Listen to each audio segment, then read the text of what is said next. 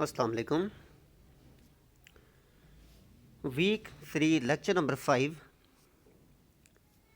I have a dream exercise. Question number 5 matching columns. ये question आप लोगों ने खुद करना है। जैसे आपके पास लिखा हुआ है कि I came as a joyous daybreak, और आपके पास कॉलम बी में फर्स्ट में लिखा है man would be granted the rights. तो आपने ये देखना है कि इसमें आप इसको किसके साथ मैच करेंगे। तो फर्स्ट मैं आपको बता देता हूँ कि it came as a joyous daybreak to end the long night of captivity. आप कॉलम बी में नंबर 5 पे देख सकते हैं, आपके पास है to end the long night of captivity.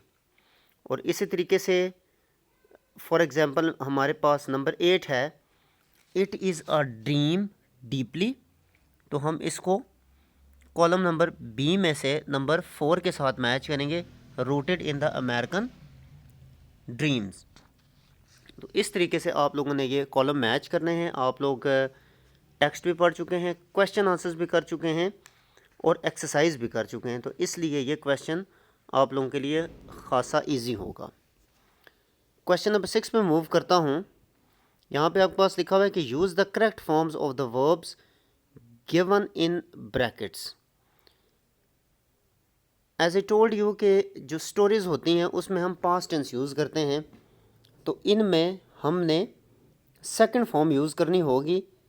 जैसे हमारे पास फर्स्ट सेंटेंस है the architects of a republic right for magnificent words, तो हम इस राइट को चेंज करके रोट लिख देंगे कि the architects of our republic wrote the magnificent words. All man granted, we came, continue. यहाँ पे हमारे पास जो है ना वो आ जाएगा इन्फिनेटिव। इन्फिनेटिव होता है टू प्लस प्रेजेंट फॉर्म, तो हम यहाँ पे लगा देंगे continue to work with the faith. Number 5 former slave owners will sit down together. यहाँ पे हम फ्यूचर फॉर्म यूज़ करेंगे और हम यहाँ पे विल सिट कर देंगे। Every valley exalt to see my dream realize. तो यहाँ पर जो है वो हम करेंगे every valley shall be exalted to see my dream realized. यहाँ पे हम इसके एक्सॉल्टेड से पहले शैल बी लगाएंगे, shall be exalted to see my dream realized, D लगा देंगे। नंबर 7 वी बी जो होती है वो इज़ एम आर या जो है वो वॉज वर की हमारे पास फॉर्म होती है, और हमारे पास विल शैल की बी, विल शैल बी मतलब जो हम यूज़ करते हैं वर्ब्स कंटिन्यूअस टेंस में, तो हम इसको ये कह देंगे कि we be free one day, we will be free one day. Let freedom ring, ये सेम रहेगा कि let freedom ring from the mighty mountains. The black man and white man will join hands, will join hands. Number 10 this selection design as an oration, this selection has been designed as an oration. oration होता है खताबत वगैरह, तो इस यहाँ पे हो जाएगा आपके पास has been designed as an oration. Next question, punctuation. I have a dream that one day this nation will rise up and live out the true meaning of its creed. We hold these truths to be self-evident that all men are created equal. क्योंकि अब ये Martin Luther king junior के words हैं, तो हम इसको सबसे पहले लिखेंगे, आई को हमने कैपिटल कर देना है कि आई have a dream that one day this nation will rise up and live out the true meaning of its creed.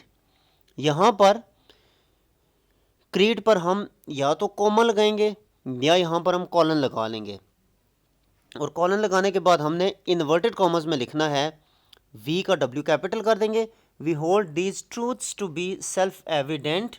यहाँ पे हमारे पास सेमी कॉलन आ जाएगा, सेल्फ एविडेंट। सेमी कॉलन मैंने आपको बताया था हम तब यूज़ करते हैं जब एक ही सेंटेंस में हम बात करते हुए दो मुख्तलिफ चीज़ों का तज़करा करते हैं जो कि आपस में सेम नहीं होती। तो we hold this truths to be self evident, कि हम इन चीज़ों का खुद सबूत होंगे। यहाँ पे अपने सेमी कॉलन अप्लाई करना है। That all man are created equal, कि तमाम लोगों को एक जैसे हकूक़ के साथ बनाया गया है। यहाँ पे period of full stop apply करेंगे and then inverted commas close. इसको आप लोग यहाँ पे देख सकते हैं, आई कैपिटल, फिर क्रीड के बाद या कोमा आप लगाएंगे या आप कॉलन लगाएंगे। यहाँ पे कॉलन लगा हुआ है, इन्वर्टेड कॉमर्स बिगिन, वी का डब्ल्यू कैपिटल हो जाएगा, we hold this truths to be self evident, colon, that all men are created equal, period और फुल स्टॉप, और फिर inverted commas close. Homework, write matching columns, correct use of verb and punctuation on your answer sheets. जो आज हमने question number 5